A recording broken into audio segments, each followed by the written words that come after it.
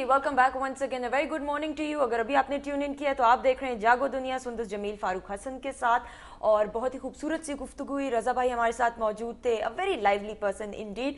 Feedback भी आप हम भेज सकते हैं ईमेल करके। इस वक्त हमें स्टूडियोज में ज्वाइन इन किया क्योंकि आज का फॉर्मेट हमने थोड़ी देर के लिए चेंज कर दिया था। तो हमारे साथ मौजूद हैं फारूक सलमान गनी साहब। इनसे हम आज के हवाले से एनालिस्ट हैं, सीनियर तज्जिया निगार हैं। इनसे हम इंपॉर्टेंट न्यूज़ चीफ रिपोर्टर हैं जी नवाए वक्त के भी संदस। और अभी मेरी ब्रेक में इनसे बातचीत हो रही थी और मैंने अब इन्हें पेशकश की है कि जो हमारा प्रेडिक्शंस वाला सेगमेंट होता है आप उसमें आ जाया करें, क्योंकि पिछले हफ्ते मैंने इनसे कहा था कि ये जो 18वीं तरमीम वाला जो था जिस पे कंसेंसस नहीं हो पा रहा था और एंड टाइम पे हो गया, तो इन्होंने कहा कि ये हार्डली कुछ दिनों में रिजॉल्व हो जाएगा। तो मैंने बड़ा वेहेमेंटली डिफेंड किया, मैंने कहा ये नहीं होगा, ये अब खटाई में पड़ गया मसला क्योंकि लोगों में इतफाक नहीं रहा, तो ये आगे जाएगा। और अभी मुझे इन्होंने याद किया, देखा मैंने कहा था ना, तो मैंने कहा कि सर ये अब आपसे हमें प्रेडिक्शन लेनी पड़ेगी। गनी भाई अस्सलाम वालेकुम, सुबह बखैर। आपसे सबसे पहला सवाल इसी हवाले से, 18वीं तरमीम का बिल आज असेंबली में पेश किया जा रहा है और सब कुछ ठीक हो गया है, कंसेंसस भी आ गया है। पख्तूनख्वा और वो खैबर पख्तूनख्वा बड़े खुश भी हैं, भंगड़े भी डल रहे हैं वहाँ पे। 5 अप्रैल को सदर साहब तकरीर भी कर रहे हैं जॉइंट सिटिंग से। इस सारे सिनेरियो को आप कैसे देखते हैं? देखिए, मैं समझता हूँ कि पाकिस्तान की सियासी लीडरशिप ने अपनी इज्तिमाई दानिश का मुजाहरा किया है और ये साबित हो गया है कि जब हमारे पॉलिटिशियंस अपने ज़ाती और सियासी मफादात से बालातर होकर मुल्क, कौम और डेमोक्रेसी का सोचेंगे तो रास्ता निकलेगा। लेकिन ये सब कुछ अभी ठीक नहीं हुआ। अभी ये बिल आज पेश होगा। मैं समझता हूँ कि हम इस वक्त एक फैसला कुन मोड़ पे खड़े हैं और पाकिस्तान की पॉलिटिकल फोर्सेस ने जो पैकेज आज पेश होने जा रहा है इसे जल्दी में पास करवाना बहुत ज़रूरी है, चूँकि नादीदा कुव्वतें अपना खेल अभी भी खेलेंगी। आपने खैबर पख्तूनख्वा की बात की है, लेकिन वो मामला भी इतना सादा नहीं था, उस पर भी नवाज शरीफ साहब पर भी हर्फ आ रहा है, चूँकि पख्तूनख्वा तो उसमें मौजूद है। और आप देखें कि असफन यार वली साहब ने कहा है कि 63 साल बाद हमारा ख्वाब हकीकत बना है, लेकिन हज़ारा के अंदर मुजाहरे चल रहे हैं। और सबसे इम्पॉर्टेंट चीज़ फारूक भाई, मैं समझता हूँ कि सूबाई खुद मुख्तारी वो भी इस बिल में मौजूद है। सूबाई खुद मुख्तारी एक अहम मसला रहा है, तो ये हज़म नहीं हो पाएगा। लिहाजा जितनी जल्दी इस बिल पर बाकायदा कानून साजी कर ली जाए उसी बेहतर है। अटॉर्नी जनरल ने कहा है कि स्विस कोर्ट्स के हवाले से सबसे बड़ी हिंड्रेंस जो उनको प्रोसेस करने में वो लॉ मिनिस्टर हमारे डॉक्टर बाबर रवान साहब हैं।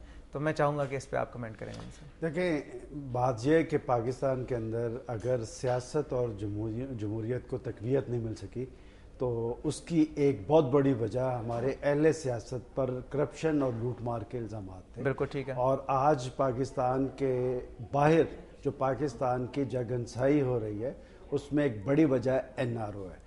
और मैं समझता हूँ कि बुनियादी तौर पे एहतसाब हुकूमत और हुकूमती अदारों का काम होता है, लेकिन हमारी 62 साल तारीख सबके सामने है कि जिन लोगों ने जितनी ज़्यादा करप्शन और लूट मार की वो उतने बड़े मुनासब पर तैनात हुए। और यही वजह है कि पाकिस्तान में ना सियासी जमातें मजबूत हो सकी और ना अहले सियासत का कोई कदकाठ बन सका। एक पॉजिटिव साइन ये कानूनी अमल है जो आज पार्लियामेंट में होना जा रहा है। और मैं समझता हूँ कि ये जो इम्यूनिटी वाली बात है कि ये 1973 के आइन में इन्हें इस्तिस्ना दिया गया था, लेकिन आज जब आपकी पार्लियामेंट आज़ाद और ख़ुद मुख्तार होगी तो पार्लियामेंट को इस अमर का भी जायज़ा लेना पड़ेगा कि पाकिस्तान के सबसे बड़े मनसब पर कोई करप्ट आदमी रह सकता है या कोई दयानतदार आदमी होना चाहिए। देखिए, जो सरबराह मुमलिकत होता है वो कौम के लिए मशअल राह होता है और इसमें कोई शक नहीं कि पाकिस्तान की अदालत उज़्मा ने जो फैसला किया है, देखिए फारूक भाई, इसमें इस फैसले पर हमारी आने वाली नस्लों का सवाल है, इस पर पाकिस्तान के वकार का इन्हिसार है। और मैं समझता हूँ कि हमारी सियासी लीडरशिप पे करप्शन के एलिगेशन नहीं होने चाहिए। देखें, कायद आज़म मोहम्मद अली जिन्ना क्यों हमारे कायद थे कि लोगों को पता था कि वो उर्दू ज़्यादा नहीं बोल सकते थे, वो इंग्लिश बोलते थे, लेकिन एक दफ़ा वो इंग्लिश में खिताब कर रहे थे तो किसी शख्स से किसी ने पूछा कि कायद आज़म क्या कह रहे हैं। उन्होंने कहा मैं ये तो नहीं बता सकता कि कायद आज़म क्या रहे हैं, लेकिन मैं ये कह सकता हूँ जो कुछ कह रहे हैं वो सच कह रहे हैं। शुएब मलिक और सानिया मिर्ज़ा के हवाले से वानी साहब, आप बड़े हार्ड कोर पोलिटिकल एनालिसिस आप करते हैं, लेकिन ये एक तरह लाइटर साइड पर मैंने कहा कि बात करें ان کی شادی ہو رہی ہے. اب تو میں نے پوری دنیا کو پتہ چل گیا ہے, اس حوالے سے روزانہ کوئی نہ کوئی بیانات آ رہے ہوتے ہیں. شعیب کی فیملی کو ویزے گرانٹ ہو گئے ہیں جی, 7 اپریل کو وہ لوگ جا رہے ہیں. اور ایک نیا سکینڈل جو عائشہ صدیقی والا تھا کہ جی ان سے پہلے ان کی منگنی ہوئی تھی یا شادی نکاح ہوئی تھی, ان کا کلیم یہ ہے صدیقی فیملی کا کہ جی ان کے نکاح ہوا تھا اور پہلے یہ ڈائیورس کریں گے, اس کے بعد یہ اگلی شادی کر سکتے ہیں. اس کے علاوہ ثانیہ نے بیان یہ دیا کہ میرے فیوریٹ پلیئر جو ہیں وہ سچن ٹینڈولکر ہیں, اور اس حوالے سے بھی بات کروں گا آپ کی. اس کے علاوہ تامل ناڈو میں پروٹیسٹ ہوئی ہیں, انہوں نے کہا ہے کہ جی یہ شعیب جو ہے یہ ایک ایسے ملک سے تعلق رکھتا ہے جو دہشت گرد ملک ہے, اس لیے ہمیں یہ شادی قبول نہیں ہے. اور یہ وہ مایوسی کی فضا میں ایک خوشگوار امر ہے, ہر جگہ پہ ڈسکس ہو رہی ہے, لیکن آپ ثانیہ مرزا اور شعیب ملک کی اس شادی کی خبروں پہ جو ایس ایم ایس آئے ہیں جی میرے نزدیک وہ بڑے الارمنگ ہیں. جی. دیکھیں ایک طرف امن کی آشا کی بات کی جا رہی ہے, دوسری طرف جتنے ایس ایم ایس میرے پاس آئے ہیں وہ سب میں پاکستانیت کی جھلک نظر آ رہی ہے کہ عام لوگوں نے کہ جی ہم لڑکے والے ہیں.